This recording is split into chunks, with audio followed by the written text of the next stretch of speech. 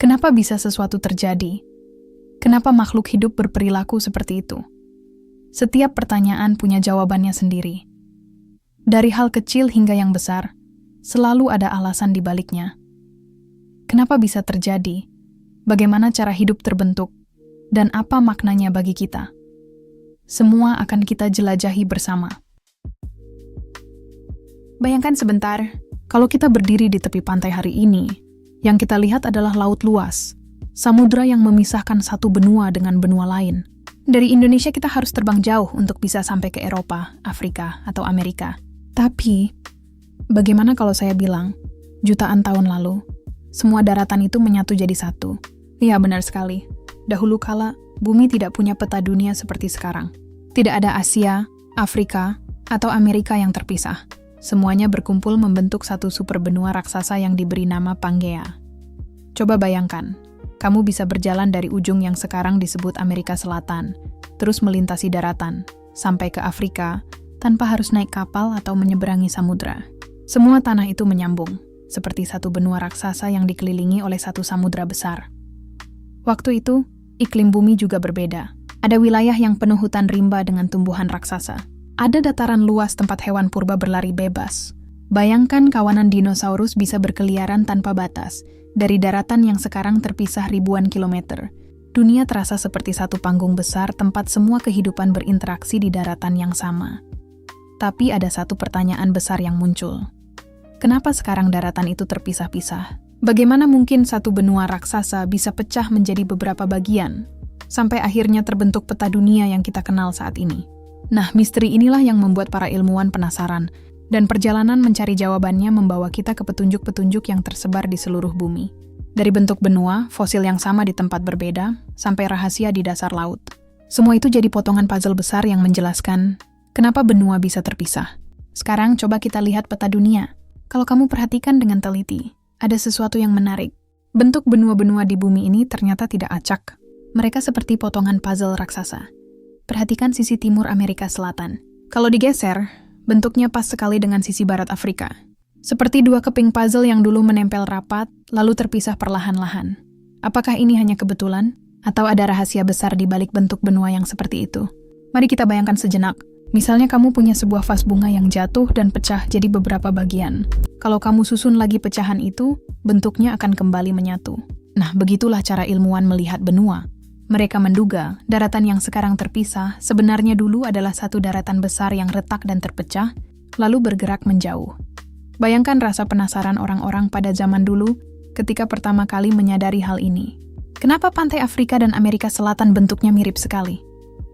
Pertanyaan sederhana itu akhirnya membuka jalan untuk penelitian panjang tentang asal-usul benua.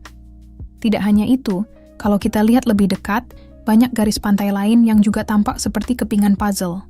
Misalnya India yang seolah pernah menempel ke Asia, atau Madagaskar yang terlihat pas dengan sisi timur Afrika. Semua bentuk ini memberi petunjuk. Daratan di bumi tidak selalu berada di tempatnya sekarang. Jadi, bentuk benua adalah clue pertama. Sebuah petunjuk visual yang membuat ilmuwan mulai bertanya-tanya, mungkinkah dulu benua-benua ini menyatu? Dan dari pertanyaan itulah, misteri besar mulai terungkap. Kalau tadi kita sudah melihat bentuk benua yang mirip puzzle, sekarang mari kita gali lebih dalam ke tanah, karena disitulah ada bukti lain yang luar biasa. Fosil. Fosil adalah sisa-sisa makhluk hidup purba yang tertinggal di dalam batuan selama jutaan tahun.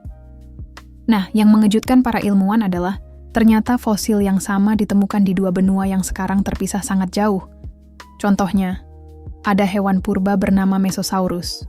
Bentuknya seperti reptil air berukuran kecil. Para ilmuwan menemukan fosil Mesosaurus di Amerika Selatan dan juga di Afrika Selatan. Sekarang bayangkan, apakah mungkin hewan kecil seperti Mesosaurus berenang menyeberangi samudra Atlantik yang luas? Tentu tidak. Hewan itu hidup di air tawar, jadi mustahil dia bisa bertahan melintasi lautan. Satu-satunya penjelasan yang masuk akal adalah, dulu Amerika Selatan dan Afrika saling menempel. Hewan itu bisa hidup di kedua tempat, karena dulunya mereka adalah satu daratan yang sama. Bukan hanya Mesosaurus, ada juga tanaman purba bernama Glossopteris, sejenis pakis raksasa. Fosilnya ditemukan di Afrika, India, Australia, bahkan Antartika. Bayangkan, Tanaman yang sama ada di 5 benua berbeda. Itu artinya, dulu kelima benua itu menyatu, sehingga tanaman Glossopteris bisa tumbuh luas di seluruh daratan. Keren, kan? Seperti menemukan potongan puzzle kedua yang memperkuat dugaan. Benua-benua ini dulunya bersatu. Jadi, kalau bab 2 memberi kita petunjuk lewat bentuk benua, maka bab 3 memberi kita bukti nyata lewat fosil makhluk hidup. Kedua petunjuk ini mulai menjelaskan sebuah kisah besar. Bumi dulu punya satu super benua, dan benua yang kita kenal sekarang hanyalah hasil dari pecahan daratan raksasa itu. Kalau tadi kita sudah membahas bentuk benua yang mirip puzzle dan fosil yang sama di 2 benua berbeda, sekarang mari kita lihat gunung. Ya, gunung ternyata juga menyimpan rahasia besar tentang masa lalu bumi. Bayangkan kamu sedang melihat sebuah pegunungan panjang. Di Amerika Utara, ada pegunungan yang disebut Pegunungan Appalachian. Kalau kamu terbang jauh ke seberang Atlantik, ke Eropa, kamu akan menemukan pegunungan di Skotlandia dan Norwegia, yang ternyata punya lapisan batuan yang sama persis dengan Appalachian. Batuan yang tersusun di sana seakan-akan bercerita, "Hei, dulu kita adalah satu rangkaian pegunungan panjang, tapi kemudian dipisahkan oleh samudra." Bagaimana mungkin 2 benua yang sekarang terpisah ribuan kilometer bisa punya pegunungan dengan pola batuan yang identik? Jawabannya jelas.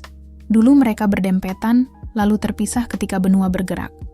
Bayangkan seperti kamu punya selembar kertas panjang, lalu kamu lipat dan remas sedikit, hingga terbentuk lipatan-lipatan seperti gunung. Jika kemudian kertas itu sobek menjadi 2, kamu akan mendapatkan 2 bagian terpisah, tapi lipatannya tetap terlihat mirip. Begitulah cara gunung menjadi bukti bahwa benua dulu pernah menyatu. Selain pegunungan, batuan purba juga menjadi saksi bisu. Ada jenis batu berusia ratusan juta tahun yang ditemukan di pantai timur Amerika Selatan dan di pantai barat Afrika. Lagi-lagi pola dan usianya cocok, seperti 2 potongan puzzle geologi yang pernah menyatu. Jadi, bukan hanya bentuk benua yang pas seperti puzzle, bukan hanya fosil yang sama di tempat berbeda, tapi juga gunung dan batu yang menjadi jejak alam. Mereka adalah saksi diam dari sejarah bumi, bahwa daratan dulu benar-benar bersatu. Semua petunjuk tadi, bentuk benua yang mirip puzzle, fosil yang sama di tempat berbeda, gunung yang seirama, sebenarnya sudah lama ada di depan mata manusia. Tapi butuh seseorang yang berani menyatukan potongan-potongan itu menjadi satu ide besar. Orang itu adalah seorang ilmuwan dari Jerman bernama Alfred Wegener. Tahun 1912, Wegener mengusulkan sebuah teori yang sangat berani untuk zamannya. Teori pergeseran benua atau continental drift. Wegener mengatakan bahwa benua-benua di bumi ini tidak diam.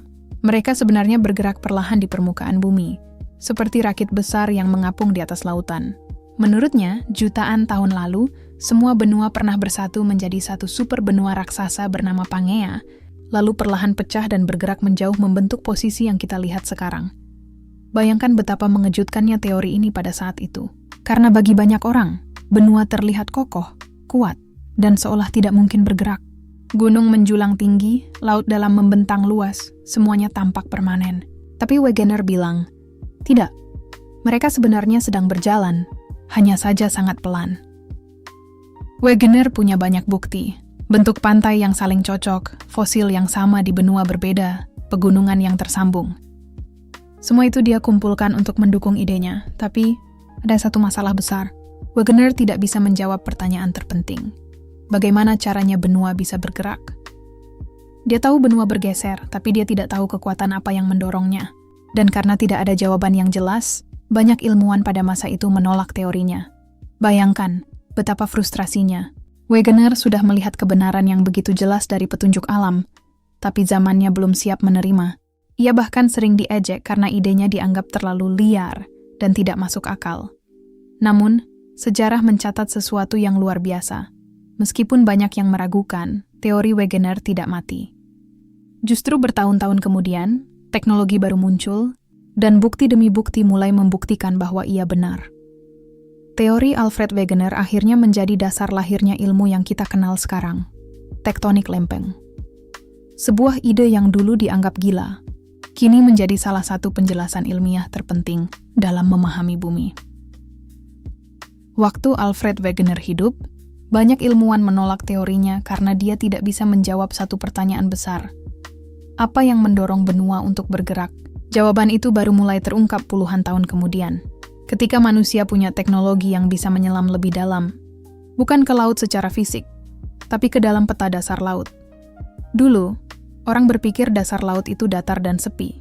Tapi setelah Perang Dunia II, ketika teknologi sonar digunakan untuk memetakan lautan, para ilmuwan dikejutkan oleh penemuan luar biasa. Ternyata di tengah samudra ada gunung panjang sekali, ribuan kilometer, seperti luka besar yang membelah dasar laut. Rangkaian ini disebut Mid-Ocean Ridge atau punggungan tengah samudra. Bayangkan, sebuah gunung api raksasa membentang di bawah laut, memisahkan dasar laut kiri dan kanan. Dari celah itu, keluar magma panas dari dalam bumi. Magma ini lalu mendingin, membentuk kerak batuan baru, dan perlahan mendorong dasar laut melebar. Fenomena ini dikenal sebagai seafloor spreading, atau pelebaran dasar laut. Artinya dasar laut terus tumbuh di satu sisi dan mendorong daratan yang ada di atasnya, seperti treadmill raksasa yang tidak pernah berhenti bergerak. Bukti lain yang mendukung adalah pola magnetik di batuan dasar laut. Ketika magma membeku, mineral di dalamnya merekam arah medan magnet bumi pada saat itu. Ternyata, pola magnetik ini simetris di kedua sisi punggungan tengah samudra. Ini artinya, batuan di kiri dan kanan terbentuk bersamaan, lalu bergerak menjauh. Bayangkan bumi seperti kue yang sedang retak di bagian tengah. Dari retakan itu keluar adonan panas, lalu perlahan mendorong sisi-sisinya ke kiri dan ke kanan. Begitu pula dengan dasar laut, ia terus melebar dan mendorong benua menjauh sedikit demi sedikit. Inilah momen penting yang akhirnya menjawab pertanyaan yang dulu tidak bisa dijawab. Wegener, benua bisa bergerak karena dasar laut mendorong mereka. Jadi, misteri mulai terpecahkan. Benua ternyata tidak diam, melainkan menari perlahan di atas permukaan bumi, didorong oleh kekuatan dari dalam. Kita sudah tahu kalau dasar laut bisa melebar, mendorong benua perlahan menjauh. Tapi sebenarnya apa sih yang benar-benar membuat benua bergerak? Apa motor penggeraknya? Nah, inilah saatnya kita berkenalan dengan konsep yang luar biasa, lempeng tektonik. Bayangkan bumi seperti sebuah telur rebus. Bagian paling luar, yaitu kulit telur, keras dan tipis jika dibandingkan dengan isinya. Begitu juga dengan bumi. Lapisan terluar yang keras disebut litosfer, yang terdiri dari kerak bumi dan sedikit bagian atas mantel.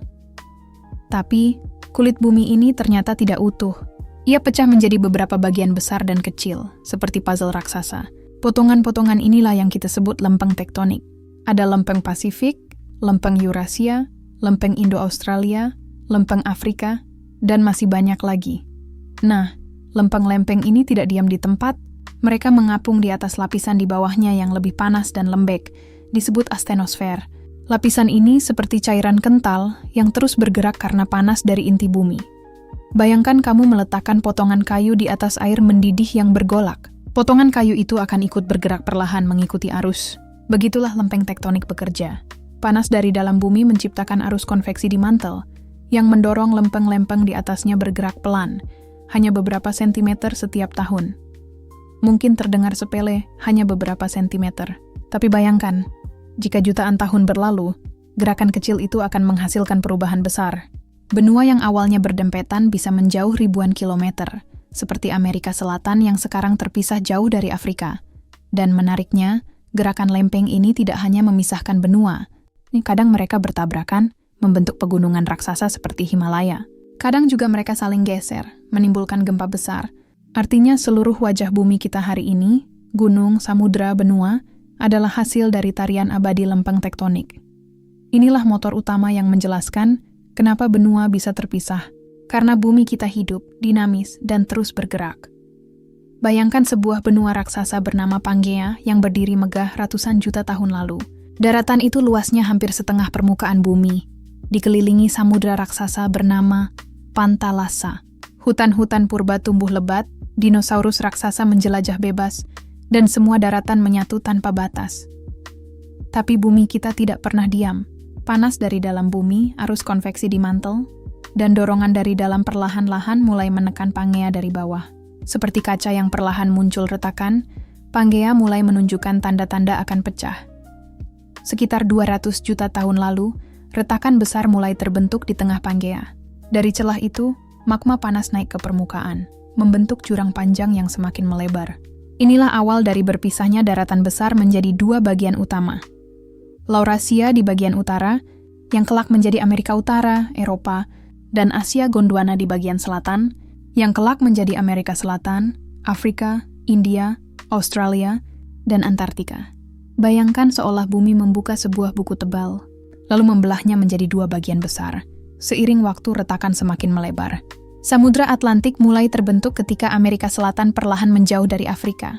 India, yang dulunya bagian dari Gondwana, bergerak cepat ke utara, hingga akhirnya menabrak Asia dan membentuk pegunungan Himalaya. Australia mulai berlayar sendiri ke arah timur. Antartika pun terseret ke selatan, membeku dalam kesunyian. Pecahnya Pangea bukanlah peristiwa cepat. Tidak ada suara keras yang terdengar oleh makhluk hidup kala itu. Semua terjadi sangat perlahan, hanya beberapa sentimeter per tahun.